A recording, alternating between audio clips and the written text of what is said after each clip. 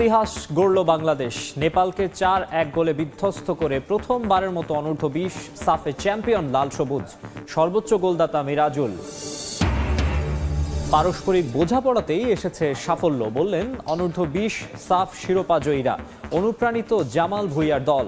ভুটান সফরে বেশ কয়েকজন সুযোগ দিতে চান কোচ কাবরে। সাকিবের বিরুদ্ধে মামলার প্রশ্নে সাবেক ফুটবলার আমিনুলের প্রসঙ্গ টানলেন আইন উপদেষ্টা। প্রমাণ না হওয়া পর্যন্ত অতি উৎসাহিত হয়ে গ্রেফতার না করার নির্দেশ। বিরাট রদবদল আসছে দেশের ক্রিকেটে। বৃহস্পতিবারের বোর্ড সভায় জানা যাবে হাথুরু সিংহের ভবিষ্যৎ। আসসালামু আলাইকুম সুপ্রিয় দর্শক বন্ধুরা, এবার শেষ পর্যন্ত বাংলাদেশ ক্রিকেট বোর্ডে যেই সকল চমকগুলো আসতে চলেছে তার সিদ্ধান্ত আজকেই হতে চলেছে। দর্শক বন্ধুরা, এবার সেই সকল বিষয়গুলোকে কেন্দ্র করে বাংলাদেশ ক্রিকেট বোর্ডে বোর্ড সভা হতে চলেছে। দর্শক বন্ধুরা, অন্যদিকে এবার বাংলাদেশের ক্রীড়াঙ্গনে সুখের হাওয়া লেগেছে এবং ফুটবলেও একের পর এক নানা জয় আসতে চলেছে। তো দর্শক বন্ধুরা, চলুন আমরা ক্রীড়াঙ্গনের বেশ কিছু গুরুত্বপূর্ণ তথ্য জেনে নেই। অবশ্যই পুরো ভিডিও দেখবেন, তাহলে এই সকল বিষয়গুলো পরিপূর্ণ বুঝতে পারবেন। আত্মসাতের বিষয়ে দুর্নীতি দমন কমিশনকে তদন্তের জন্য আবেদন করা হয়েছে। আমিনুলকে যেইভাবে অত্যাচার করা হয়েছে তখন কি আপনারা প্রশ্ন করেছিলেন? আমিনুলকে তো জেলে ভরা হয়েছে। দেশের ফুটবলে একমাত্র সাফ জয়ে অনন্য ভূমিকা রাখা গোলরক্ষক আমিনুল হক যখন হাত করা পড়ে কারাগার আর আদালতে হাজিরা দিতে হয়েছে, তখন ফুলেল শুভেচ্ছায় রাজনীতির মাঠে বরণ করে নেওয়া হয়েছিল ক্রিকেট দলের সাবেক অধিনায়ক সাকিব আল হাসান ও মাশরাফি বিন মুর্তজাকে। শুধুমাত্র বিএনপির রাজনীতিতে জড়িত হওয়ার কারণে হয়রানিমূলক মামলায় বন্দী করে রাখা হয়েছিল দেশকে বিশ্বমঞ্চে প্রতিনিধিত্ব করা এই অধিনায়ককে। ক্ষমতার পালা বদলে একই বিড়ম্বনায় আওয়ামী লীগ থেকে মনোনীত সাবেক এমপি সাকিব আল হাসান। এরই মধ্যে রাজধানীর আদাবর থানায় হত্যা মামলা দায়ের করা হয়েছে তার নামে। পাকিস্তানের বিপক্ষে চলমান সিরিজে খেলছেন সাকিব আল হাসান। মামলার আসামি হওয়ায় তার ব্যাপারে কি সিদ্ধান্ত নেবে সরকার? Every action has some reaction, না ইকুয়াল রিঅ্যাকশন বলে কিছু রিঅ্যাকশন হয়, সেটা আমরা পছন্দ করি না, কিন্তু এই রিয়ালিটিটা তো বুঝতে হয় যে এটা তো আউট অফ দ্য ব্লু আসে নাই। এফআইআর হওয়া মানে তো গ্রেফতার না।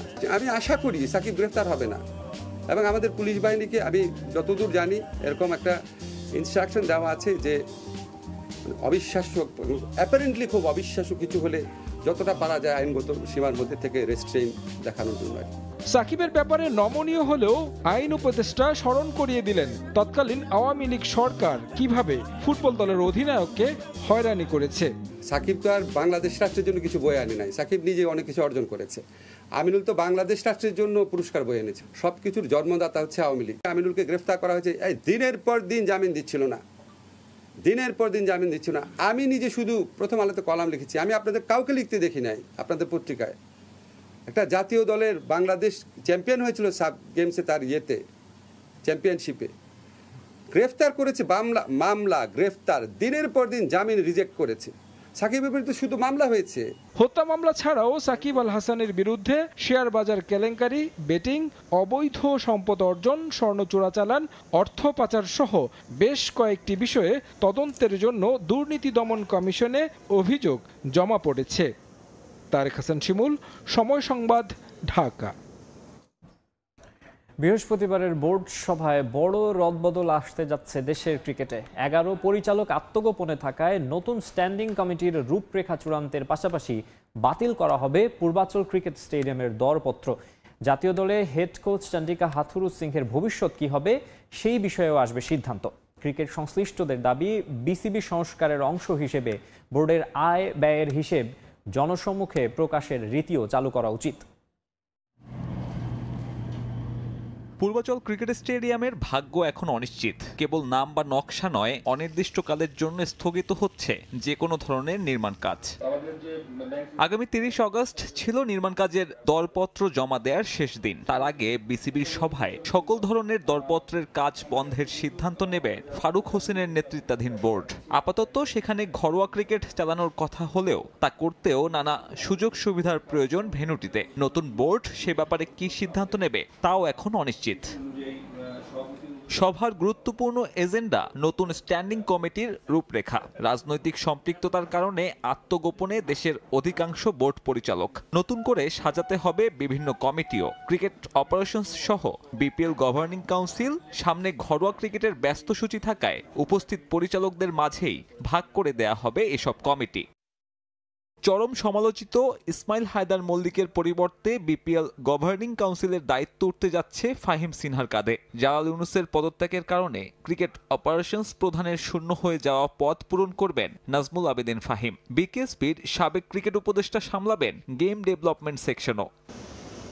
পরিবর্তন আসতে পারে জাতীয় দলের হেড কোচের চেয়ারে। ক্ষতিপূরণ দিয়ে হাতুরু সিংহেকে বিদায় জানানোর গুঞ্জন নানান মহলে। চ্যাম্পিয়ন্স ট্রফির আগে বিদেশি কোচ না পাওয়া গেলে ভারপ্রাপ্ত কোচের গুরুদায়িত্ব পালন করবেন সোহেল ইসলাম কিংবা মোহাম্মদ সালাউদ্দিন। যদিও কদিন আগেই রাওয়ালপিন্ডি টেস্ট জেতানো লঙ্কান কোচকে সরিয়ে দেওয়ার ব্যাপারে অসন্তোষ আছে খোদ নীতি নির্ধারণী মহলে।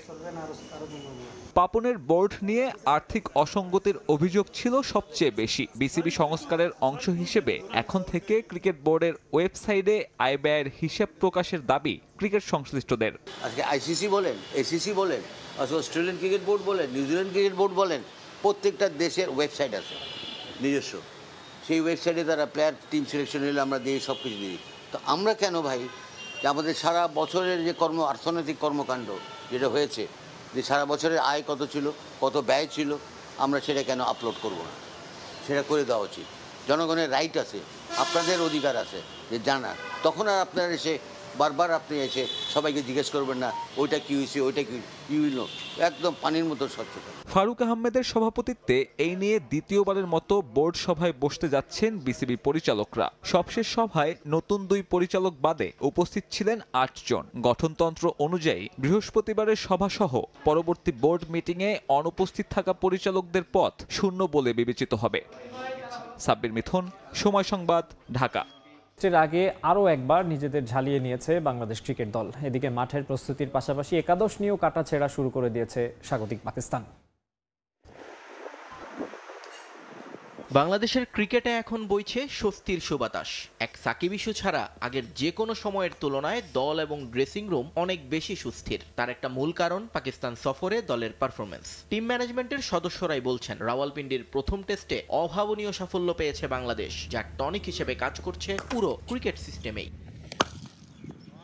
তবে এবার সেই সাফল্য গাথা ভুলে সামনের দিকে এগোনোর সময়। সিরিজ জিততে হলে অন্তত ড্রটা যে করতেই হবে টাইগারদের। সেই লক্ষ্যে পিন্ডি স্টেডিয়ামে নিয়মিতই ঘাম ঝরাচ্ছেন ক্রিকেটাররা। ম্যাচ ভেন্যুতে দ্বিতীয় দিনের মতো নিজেদের ঝালিয়ে নিয়েছেন। তো দর্শক বন্ধুরা, আপনারা হয়তো পুরো ভিডিও দেখে এবং সেই সাথে ক্রীড়াঙ্গনের এই সকল বিষয়গুলো জেনে অবশ্যই বুঝতে পেরেছেন এবার শেষ পর্যন্ত বাংলাদেশ ক্রিকেট বোর্ডে বোর্ড সভা করে কোচ চান্দিকা হাতুরু সিংকে বিদায় দিতে চলেছে এবং সেই সাথে বাংলাদেশ ক্রিকেটকে নতুন করে এগিয়ে নেওয়ার জন্য বেশ কিছু কঠিন সিদ্ধান্ত আসতে চলেছে। তো দর্শক বন্ধুরা, আপনারা পুরো ভিডিও দেখে এবং সেই সাথে এই সকল বিষয়গুলো জেনে আপনাদের কাছে কি মনে হয়েছে? তবে কি এবার শেষ পর্যন্ত কোচ সালাউদ্দিনকে বাংলাদেশ ক্রিকেট বোর্ডের বাংলাদেশ ক্রিকেটের হেড কোচ বানাতে পারবে নতুন বিসিবি সভাপতি?